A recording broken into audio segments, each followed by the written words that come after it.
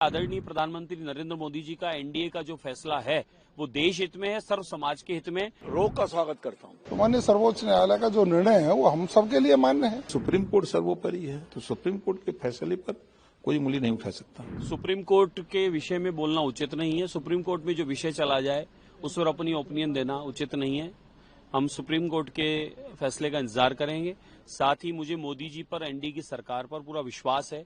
आदरणीय प्रधानमंत्री नरेंद्र मोदी जी के आने के बाद में न अगड़ा रहा है न कोई पिछड़ा रहा है, सबका सर्वांग विकास हुआ है। उसी करके मोदी जी ने सबका विश्वास जीता, सबका हृदय जीता है और आज हर घर में मोदी और हर हर मोदी की जो आवाज है वो उसी करके है। आदरणीय प्रधानमंत्री नरेंद्र मोदी जी ने सारे भेद, सारे खाई मिटा दिए और सबको विकास की इस यात्रा में अग्रणी पंक्ति में ला दिया। इसीलिए तो भारतवर्ष आज तीसरी आर्थिक शक्ति बन रहा है।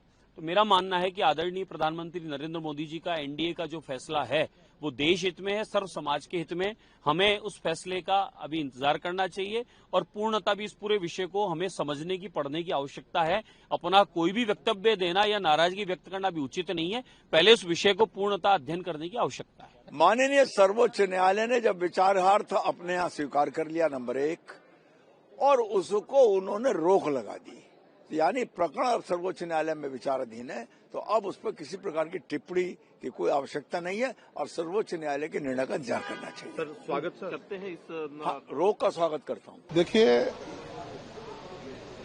यूजीसी समय समय पर गाइडलाइन जारी कर दी जाती है।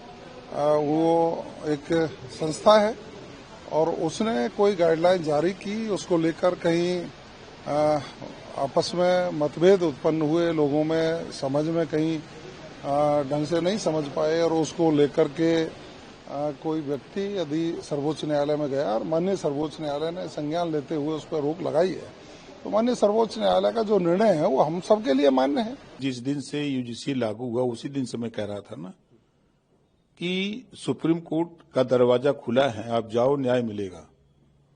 उसी दिन से मैं कह रहा हूं, सरकार भी आपके पक्ष में है। सरकार ने भी ये कहा कि हम केंद्रीय शिक्षा मंत्री ने भी कहा कि हम कमेटी बना देते हैं, 15 दिन में जो रिपोर्ट आएगी, जो संशोधन करना होगा कर लिया जाएगा, जो रिपोर्ट कहेगी, जो संस्तुति आएगी। और सुप्रीम कोर्ट ने तो मैं तो उसी दिन से कह रहा हूं कि आप सुप्रीम कोर्ट जाओ, दरवाजा खुला, न्याय मिलेगा। आपको अगर इस तरह का अंदेशा है तो आज वो सुप्रीम कोर्ट गए, सुप्रीम कोर्ट ने उनकी बात को माना, अब स्टे दिया है, अब आगे सुनवाई होगी तो अपना बहस करे। भारतीय जनता पार्टी के लिए आपको नहीं लगता केंद्र सरकार के लिए एक बड़ी कोई चीज नहीं है, कौन सा झटका है? देखिए, सरकार भी तो बात मान रही है कि कानून बनता है, अगर कानून संशोधन होते हैं ना, अगर कोई गड़बड़ी है तो उसके लिए तो भी अदालत है ना, अदालत ने फैसला दिया ना।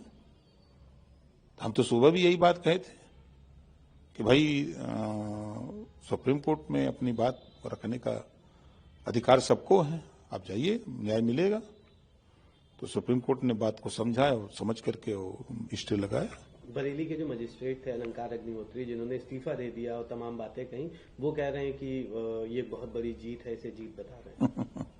देखिए, वो इस्तीफा नहीं दिए हैं, वो राजनीतिक ड्रामा कर रहे हैं, किए थे। इस्तीफा दिया जाता है कोई बीमारी कारण हो, व्यक्तिगत कारण हो, पारिवारिक वजह हो, इसके लिए लोग इस्तीफा देते हैं। और कोई शंकराचार्य बैठे हैं प्रयागराज में, शंकराचार्य से उनके नौकरी से क्या मतलब है? यूजीसी से मुद्दा बताएं। यूजीसी को भी नहीं, यूजीसी भी तो उनका क्या इशू है? उनका तो कोई इशू नहीं है। वो इस हवा में अपना नेता बनने की कोशिश किए और इसी वजह से अगर वास्तव में जो इस्तीफा देने के कारण होते हैं वो कारण दिए होते तो वो इस्तीफा उनका स्वीकार कर लिया गया होता। लेकिन ये तो सिर्फ राजनीतिक ड्रामा कहते हैं इसको। अब तो वो जीत बता रहे हैं, लेकिन कोई जीत नहीं है। क्या होना है सुप्रीम कोर्ट? देखिए, सुप्रीम कोर्ट ने उस बात को सुना और अपना रोक लगाई है।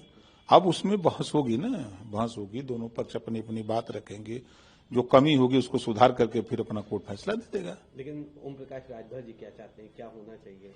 नहीं, देखिए, अब सुप्रीम कोर्ट के फैसले पर कोई उंगली नहीं उठा सकता।